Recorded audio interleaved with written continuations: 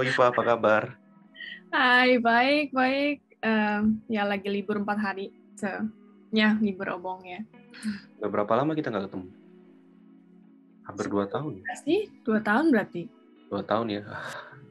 Akhirnya bisa ketemu lagi. Terima kasih loh udah mau join di diskusi kita kali ini. Oke Iva, sekarang topik kita kali ini adalah mengenai kerja di Jepang gitu. Jadi mau share pengalaman kerjaan orang-orang Indonesia ke teman-teman yang mungkin mau ke Jepang nantinya. Nah Iva, sekarang kamu kerjanya apa sih? Aku sekarang kerjanya sebagai recruitment consultant, focusing di IT engineer sih. Jadi kerjanya itu kayak tiap hari ketemu IT engineers yang pengen pindah kerja, terus of course kayak listen to what they want to do, kenapa pengen pindah kerja segala macam. Terus setelah itu kita memperkenalkan pekerjaan yang kira-kira fit buat mereka gitu, dan connect to our client. Jadi ya daily-nya benar-benar ngomong sama orang, sama engineers, ngomongin tentang pekerjaan mereka lah, terus apa yang mau mereka capai di next job, something like that. Tapi sebelum aku kerja ini kan aku kerjanya baru pindah kayak 7 bulan yang lalu. Sebelumnya aku kerja sebagai software engineer. Aduh, gimana tuh kerja jadi software engineer? Kan dulu pas S1 kita kan, kamu kan nggak punya background itu ya, software engineer. Terus gimana? It was so difficult sih, karena ya memang kita nggak pernah punya background apa-apa, dan sebenarnya di APU kan ada ya pelajaran tentang itu, tapi aku nggak pernah ngambil itu, jadi it was so difficult. Tapi ada kayak first month or 2 months gitu dikasih training dari company-nya, terus udah lumayan bisa lah untuk menciptakan sesuatu, terus ditambah self-learning juga pakai online courses. Terus akhirnya dimasukin ke project, dan di situ ya mulai lagi learning process lagi sih. Tapi ya, I think it was difficult, tapi I think I stayed there for almost a year. Dan at that time I could already like do some things. So yeah, it was okay. Luar biasa. Nggak bisa bayangin sih kalau aku ngerjain coding gitu, aduh. Zero knowledge. Yeah, it was difficult, yeah. Dulu di Hokkaido, Pak ya? Iya, dulu di Hokkaido, 1,5 tahun kayaknya di Hokkaido, tinggal di sana. Sekarang ya? Di Tokyo. Sekarang di Tokyo. Lebih enak yang mana ini, menurutmu? Aku lebih suka Sapporo sih, to be honest. Suka Sapporo? Ya, karena environment tuh, aku suka banget kayak yang tempat dimana scenery-nya bagus gitu. Jadi kalau misalnya capek kerja, weekend bisa keluar dan jalan-jalan, terus ngeliat kayak relax, terus balik lagi kerja gitu kan. Tapi kalau di Tokyo kayaknya Terus sudah hampir 2 tahun kerja di Jepang. Apa sih hal-hal yang positif gitu, Pak, yang bikin kamu kayak senang atau kayak memorable gitu? Sebenarnya sih banyak hal dan banyak faktor juga, tergantung dari kita kerjaan apa sih menurutku ya. Tapi kalau untuk di kerjaan aku yang sekarang itu, aku seneng banget karena di kerjaan aku ini, I can meet a lot of people with different backgrounds.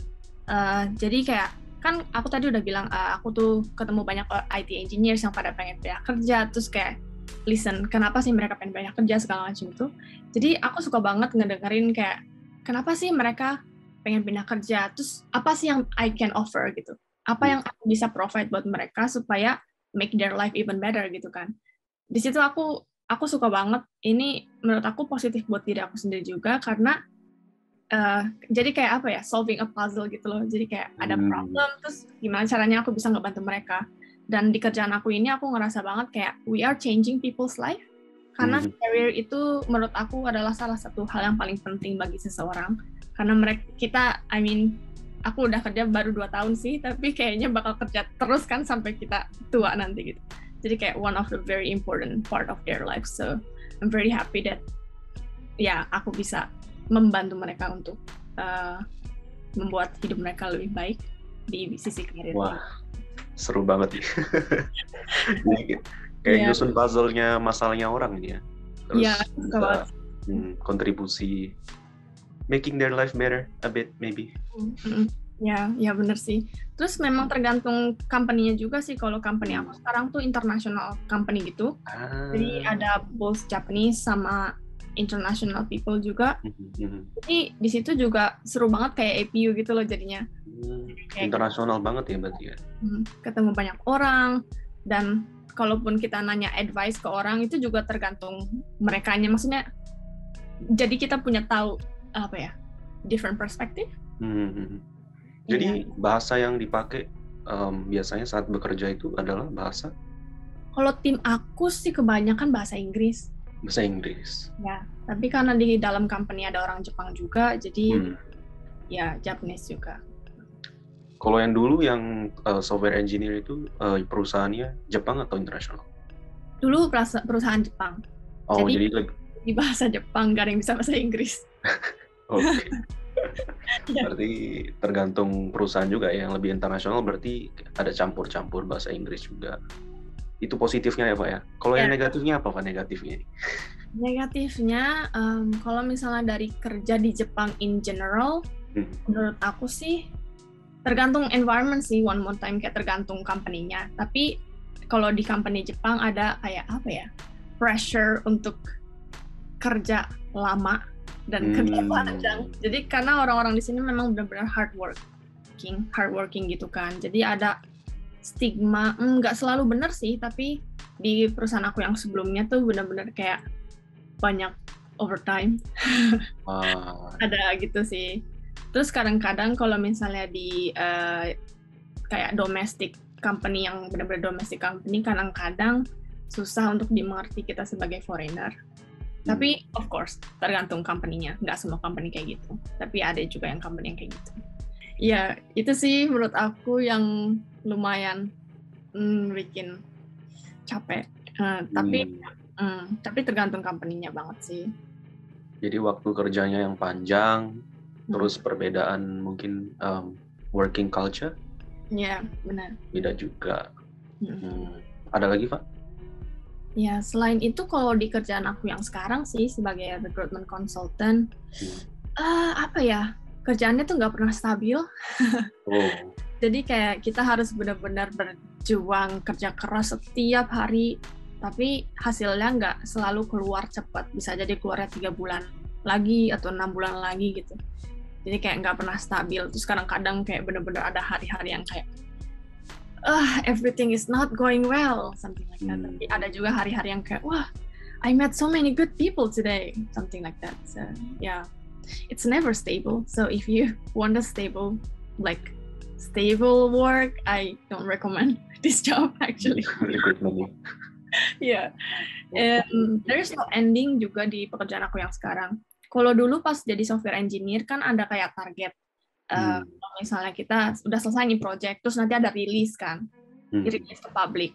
At least at that time kayak selesailah satu project gitu. Walaupun nanti bakal ada kayak improvement yang harus kita kerjain juga. Tapi kalau di kerjaan ini, there's no ending. So we should keep going, something like that. Sometimes it's tiring, but. Nah, Iva, kita mau fokus ke Zanggyo nih. Zanggyo atau kerja overtime ya. Ini kayaknya sangat infamous, sangat apa ya, terkenal tapi negatif gitu di working environment-nya Jepang. Itu gimana sih sistemnya? Apakah kamu dibayar tambahan gitu? Kalau dari tipe Zanggyo-nya sendiri, menurut aku ada 3 tipe yang setahu aku ya. Yang pertama adalah namanya Minashi Zanggyo. Itu kayak misalnya kita dapat per bulan sekian gajinya dan udah termasuk 30 jam overtime, misalnya. Itu namanya Minashi Zanggyo. Tapi kita nggak tahu berapa sih sebenarnya itu Zanggyo overtime per jamnya itu dibayar berapa, kita nggak tahu. Itu yang pertama. Yang kedua itu ada fixed overtime allowance. Jadi misalnya di company aku yang sekarang kayak gitu, jadi udah ada sekitar 45 jam, I think 45 jam overtime dibayar tiap bulan. Jadi kalau misalnya kita overtime di bawah 45 berarti udah nggak dibayar lagi dong otomatis. Tapi kalau kita nggak overtime juga tetap dibayar. Jadi itu udah fixed term, dibayar tiap bulan. Terus ada lagi yang ketiga, itu yang benar-benar nggak dimasukin dalam gaji. Jadi gaji kita yang yang didapat per bulan itu benar-benar tanpa overtime, nanti bakal dibayar per bulan sebanyak kita overtime. Itu sih. Tapi kalau ya itu dari tipe Zangyo yang aku tahu ya. Mungkin ada lagi, tapi itu dari yang aku tahu. Terus kalau dari gimana sih Zangyo itu sendiri, menurut aku sih tergantung company-nya, tapi selama ini setiap aku Zangyo tuh selalu karena aku sendiri, misalnya kerjaannya nggak selesai nih, jadi mau nggak mau harus Zangyo. Jadi harus selesai. Karena menurut aku di Jepang, apa ya, banyak hal yang aku temuin tuh kayak, wah pokoknya harus selesai sebelum deadline gitu kan. Jadi gimana pun caranya harus selesai, jadi harus overtime misalnya. Kayak gitu sih. Jadi nggak yang benar-benar disuruh. Soalnya kayak banyak cerita-cerita di luar gitu. Perginya jam, misalnya karena harus commute kan, naik kereta lama, jam 6 pergi. Nyampe rumah lagi sudah jam 9 malam. Wah. Jadi kayak, apa ya, your life is for work, you know? Yeah. The stigma, the assumption, seperti itu kan, Japanese working culture. Life is for work, your life is for the company. Jadi kayak menakutkan sedikit gitu. Iya sih, dan to be honest sebenarnya ada company yang kayak gitu. Aku punya juga teman-teman yang kayak, I don't know if he has a life or not. Kayak benar kerja dari pagi sampai malam, terus-terusan weekend juga kadang kerja, itu juga ada. Di situ makanya kita harus kayak pintar-pintar cari company. Kalau memang environment yang kita nggak fit di situ, well unless you're okay with that. Right, I think ada juga orang-orang yang kayak okay with that kind of lifestyle, but I don't think I can hold that. Jadi ada yang namanya black company, Fa ya? Iya. Jadi yang tadi kita sebutkan tuh bisa dimasukkan ke dalam black company kan? Zangyo-nya panjang, terus mungkin bayarannya pun nggak sesuai dengan standar gitu ya. Ya, sebenarnya sih kalau Zangyo dan dibayar itu sih ya masih oke ya nggak sih. Tapi ada juga yang memang udah Zangyo, nggak dibayar. Salah satunya itu black companies, I think. Ya, we call it black companies. Black company. Terus satu hal lagi yang kayaknya lumayan infamous di Japanese working culture, yaitu joge kanke. Jadi apa ya bahasa Indonesianya? Hubungan junior senior, hubungan junior senior itu gimana Pak di tempat kerja kamu sekarang? To be honest di tempat kerja aku sekarang nggak ada yang kayak gitu sih. Jadi ya banyak sebenarnya stigma di Jepang yang dimana kayak orang yang senior tuh pasti dia senior kita nggak bisa ngomong apa-apa gitu. Ada juga stigma kayak gitu menurut aku, makanya ada joge kanke itu sendiri. Tapi kalau di company aku yang sekarang itu karena lebih open minded dan international, jadi nggak kayak gitu sih. Bahkan kalau misalnya bos aku ngerasa bos aku kayak salah, aku bisa ngomong gitu loh. Aku bisa bilang kayak misalnya nih kita lagi ngomong di team, aku sekarang kan full remote, jadi biasanya lewat Teams doang gitu kan. Terus kalau misalnya aku ngerasa tersinggung dia ngomong sesuatu gitu, aku selalu bilang kayak, sorry I'm not really comfortable you saying that, something like that. Oh, bagus berarti ya?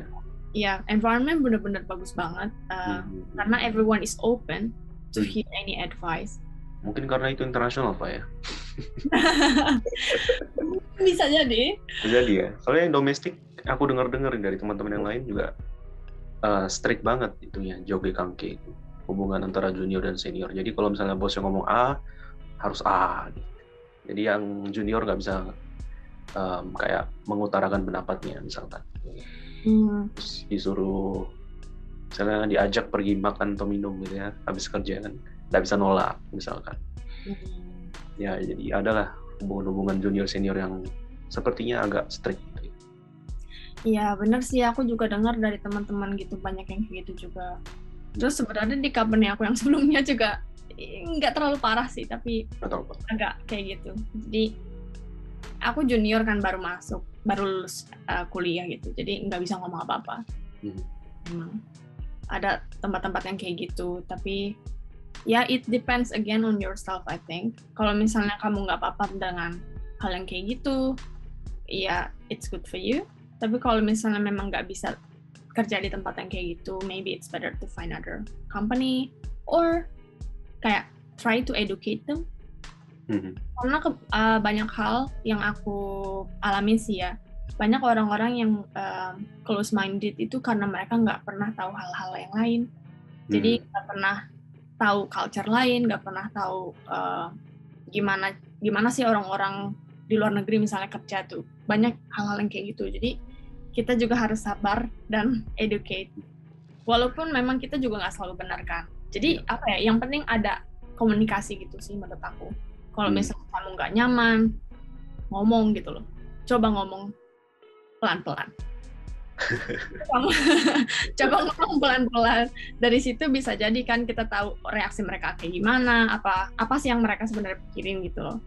Jadi ya menurut aku kalau misalnya ada hal-hal yang kayak gitu yang bikin kita nggak nyaman, ngomong ke siapapun. Misalnya nggak bisa ngomong directly sama bos gitu loh. Ngomong dulu sama orang terdekat kita, sama senior yang kita tahu, senior yang kita biasa ngomong misalnya, ngomong gitu sih. Ya. I see. Jadi komunikasi sama edukasi penting ya, Pak ya. Menurut aku sih. Edukasi pun bukan keluar aja tapi ke dalam juga ya. Iya benar. Kalau hal yang sulit apa, Pak? Yang paling sulit deh selama kamu bekerja 2 tahun di Jepang. Apa ya, sebenarnya aku cuma kepikiran tentang kerjaan aku sekarang sih. Kerjaannya. Yang paling sulit adalah karena aku baru kerja 2 tahun kan, belum punya banyak pengalaman, belum tahu banyak hal lah. Kayaknya, jadi aku kemarin pas jadi software engineer pun sama, dan sekarang juga sama, mulai dari nol kan.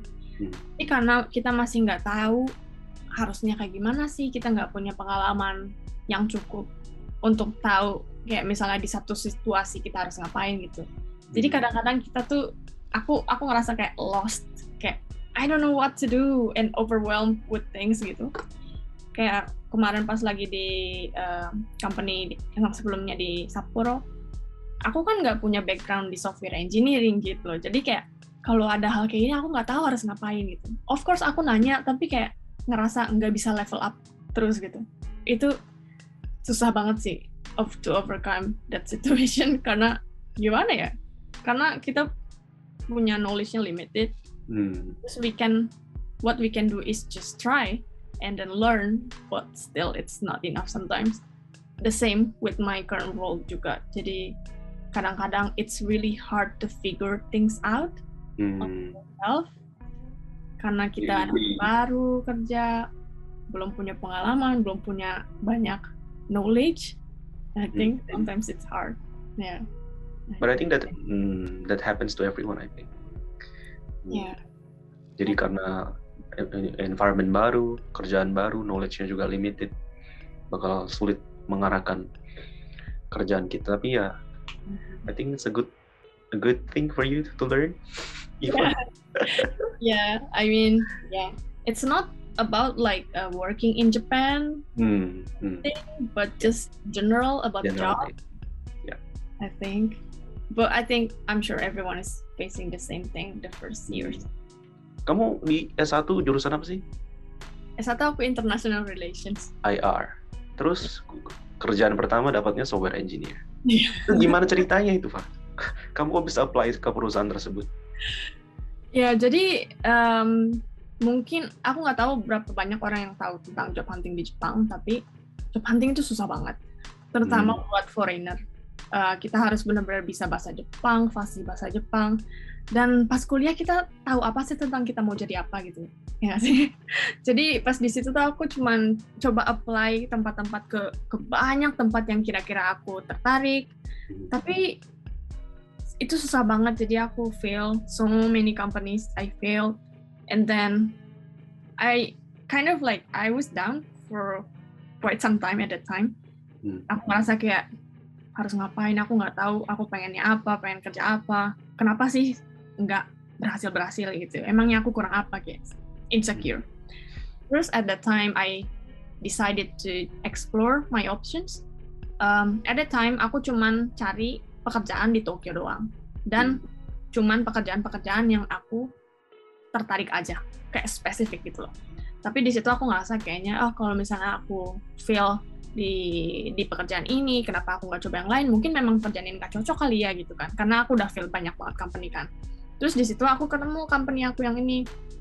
Awalnya tuh aku sebenarnya daftar bukan engineer-nya, jadi aku hikaku itu apa ya? Planning.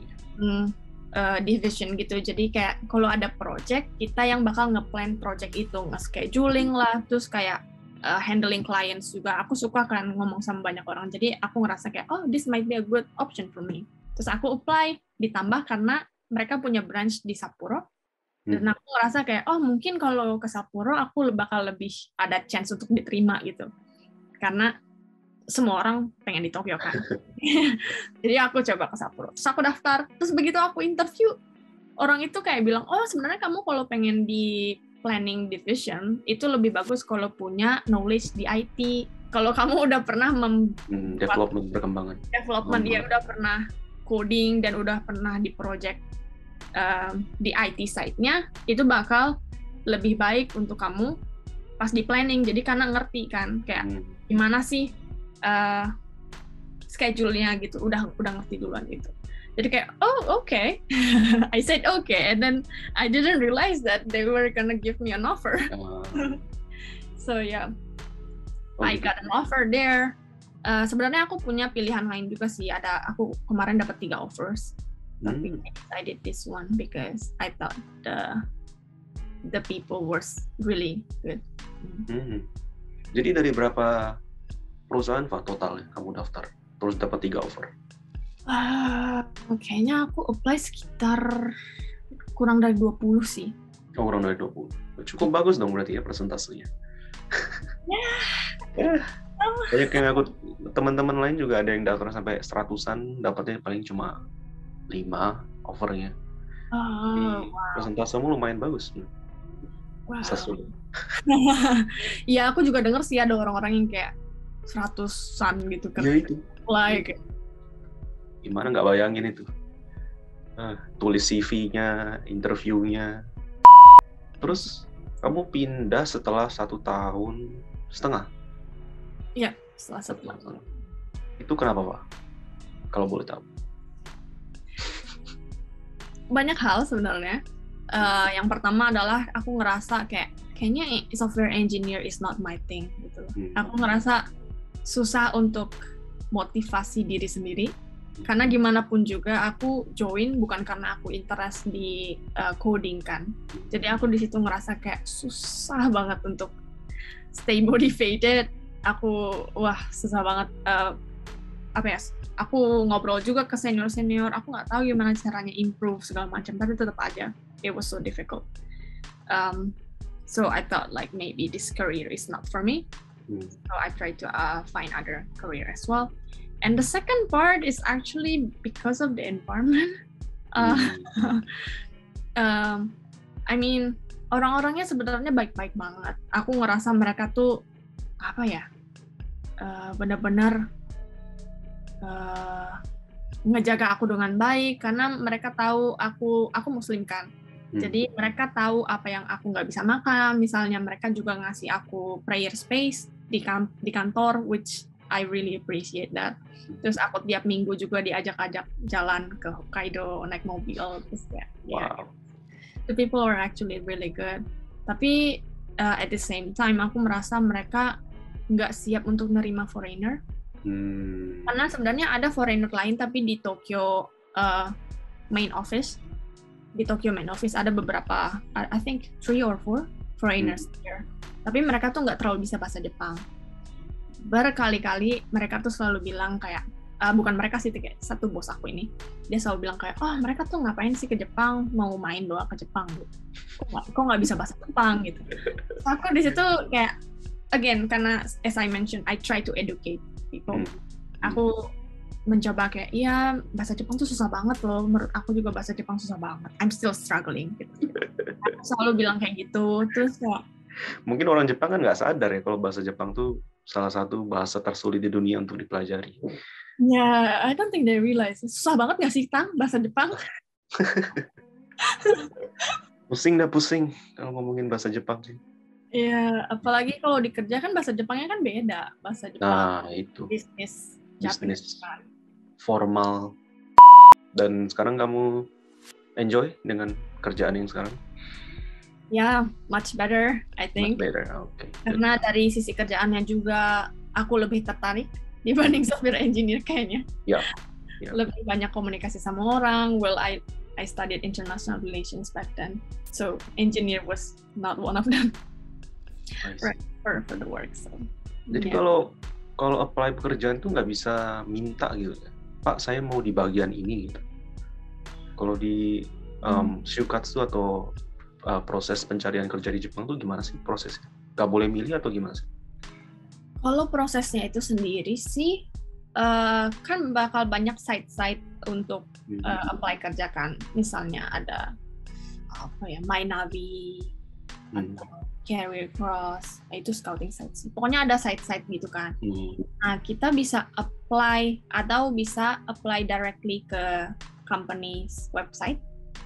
Kita submit CV or resume, terus nunggu kalau misalnya dapat interview, terus sampai dapat offer kita paling mungkin 3-4 interview kayaknya.